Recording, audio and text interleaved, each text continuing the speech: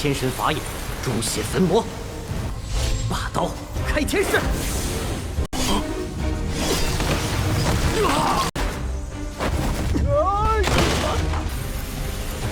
金刚伏魔掌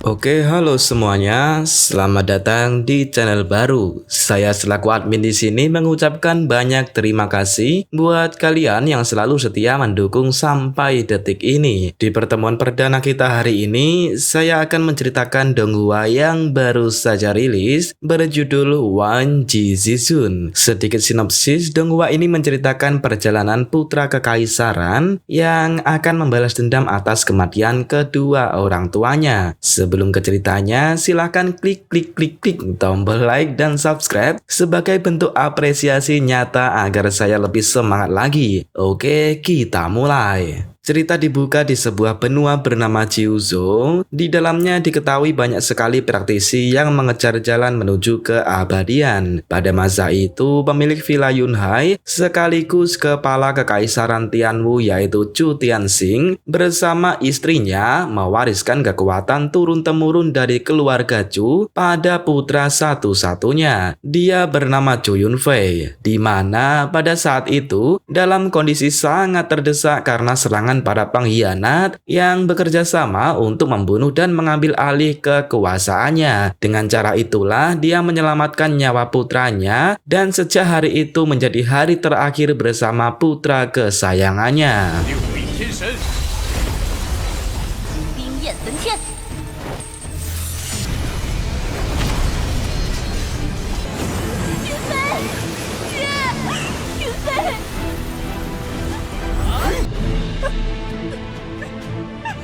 Singkat cerita, 7 tahun kemudian, 9 sekte abadi yang berafiliasi dengan Kekaisaran Tianwu berbondong-bondong mempersembahkan harta karunnya kepada Qin Yuan. Perlu diketahui, Qin Yuan ini menjadi orang tertinggi di Kekaisaran Tianwu semenjak peristiwa 7 tahun yang lalu guys, di mana dia adalah salah satu pelaku pembunuh kedua orang tua Chu Yunfei tadi. Bisa dikatakan kekuasaan serta semua jabatan jatuh di tangannya. Diceritakan juga sejak 3 tahun yang lalu, dia mulai melangkah menuju alam Yuandan sebagaimana praktisi yang menuju keabadian, sebab orang yang berada di alam Yuandan ini bisa hidup selama 200 tahun. Mengenai persembahan itu tadi adalah sebagai ucapan selamat, sebab tepat hari ini adalah hari ulang tahunnya yang ke-70.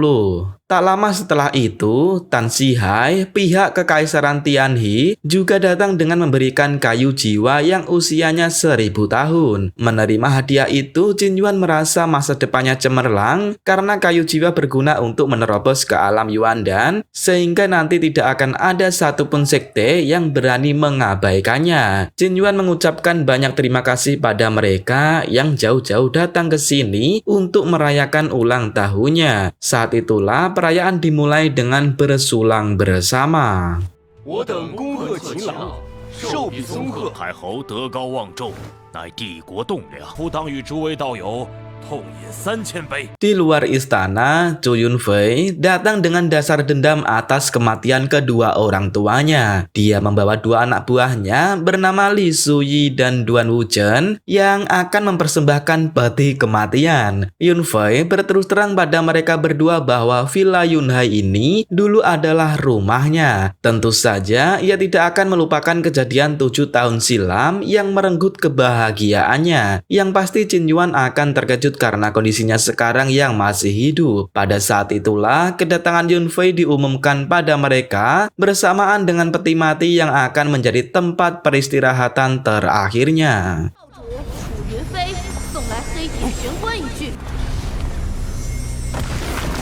Melihat itu, berbagai tuan muda di sana menganggap tamu yang datang ini sedang mencari mati karena berani menyinggung Qin Yuan dengan mempersembahkan peti mati di hari ulang tahunnya. Qin Yuan merasa tidak asing lagi dengan pawakan tamu ini, dan di sini dirinya sadar dia adalah Chu Yunfei, putra Chu Tianxing yang dipastikan kedatangannya untuk balas dendam. Mereka di sana pun terkejut dengan kondisi Chu Yunfei yang lolos dari kematiannya, di mana 7 tahun yang lalu ayah dan ibunya diserang dan dibunuh. Mereka di sana pun semakin curiga bahwa Qin Yuan adalah pelaku pembunuh dilihat dari status Chu Tianxing dan istrinya yang merupakan pemimpin kekaisaran yang juga mengejar jalan keabadian. Sama halnya yang terjadi pada Qin Yuan sekarang. Mereka pun semakin penasaran dengan Qin Yuan karena dulu dia juga ada di lokasi kejadian tapi sama sekali tidak terluka. Dan sejak kejadian itulah dia mengambil alih Villa Yunhai. Qin Yuan mengumumkan pada semua tamu di sana bahwa Chu Yunfei sudah mati dan dia bukanlah yang sebenarnya, melainkan hanya mengaku-ngaku saja. Salah seorang pemuda di sana pun terprovokasi dan mengancam Chu Yunfei saat itu juga. Merasa muak atas tuduhan itu, Chu Yunfei langsung menunjukkan token identitasnya. Namun mereka tetap tidak percaya dan menganggap token tersebut sengaja dicuri. Tanpa basa-basi, ia pun menunjukkan kekuatan Tai Sangguanxi yang merupakan teknik andalan dari ayahnya dulu, sehingga Qin Yuan pun tidak bisa berpaling lagi akan fakta bahwa dirinya adalah Chu Yunfei, putra kekaisaran Tianwu.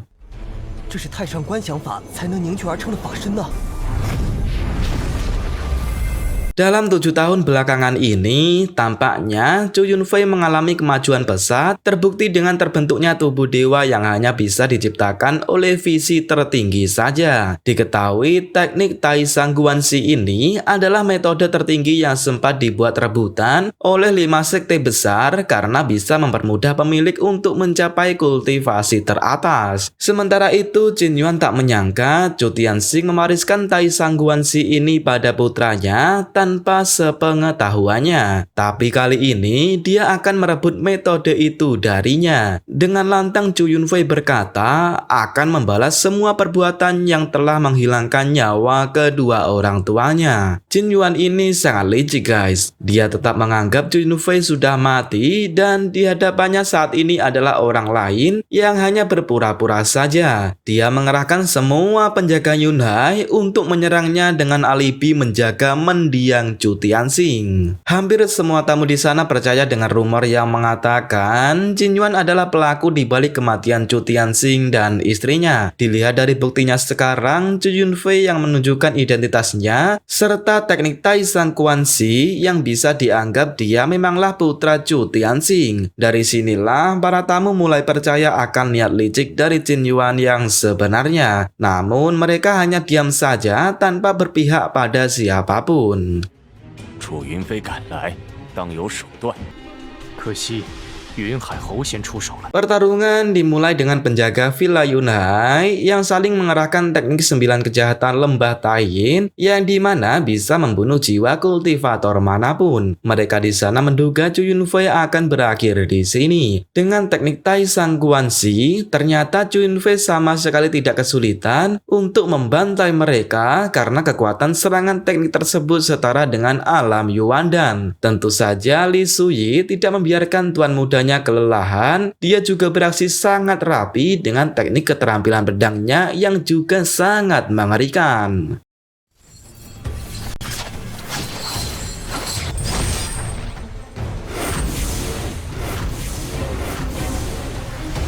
起我天神法眼，诛血焚魔。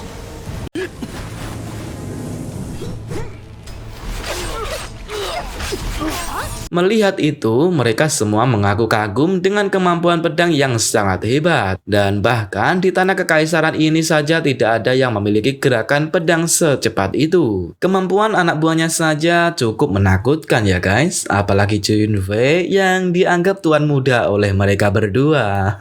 Sadar akan kondisi terdesak, Qin Yuan mengajak mereka semua untuk bersama-sama membunuh mereka bertiga dengan iming-iming akan memberikan membantai sang Guanxi bagi siapapun yang bisa membunuhnya. Mengetahui keterampilan tersebut sangatlah berharga, mereka pun dibutakan keserakahan meskipun kebenaran tampak jelas di depan mata. Alhasil, Tuan Muda dan para tetua dari Kekaisaran Tianwu pun setuju akan hal itu. Zhou Yunfei menegaskan pada mereka di sana untuk tidak ikut campur karena ini hanya masalahnya dengan Qin Yuan saja. Namun sayangnya mereka tidak mendengarkannya, termasuk tetua satu ini guys yang memulai penyerangan. Melihat itu, Duan Wuzhen langsung cepat tanggap melindungi Zhou Yunfei dan membantai siapapun yang menyerangnya.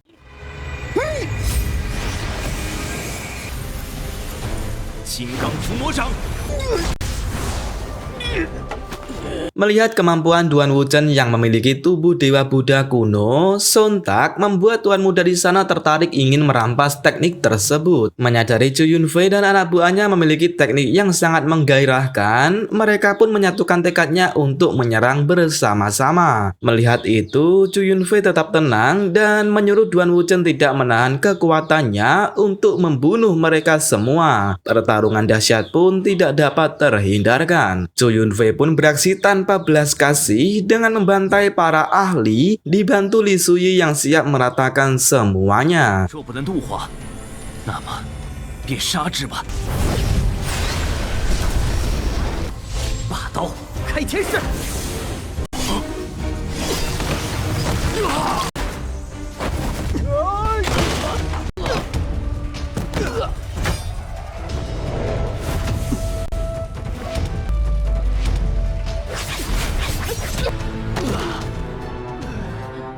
Setelah dibuat tak berdaya, mereka di sana pun dibuat terkejut yang ternyata Zhou Yunfei, Duan Wuzhen, dan Li Suyi adalah kultivator alam Yuandan yang kemampuannya di atas mereka di sana. Mereka pun siap melakukan aksi selanjutnya tak lain merenggut nyawa pengkhianat si Qin Yuan.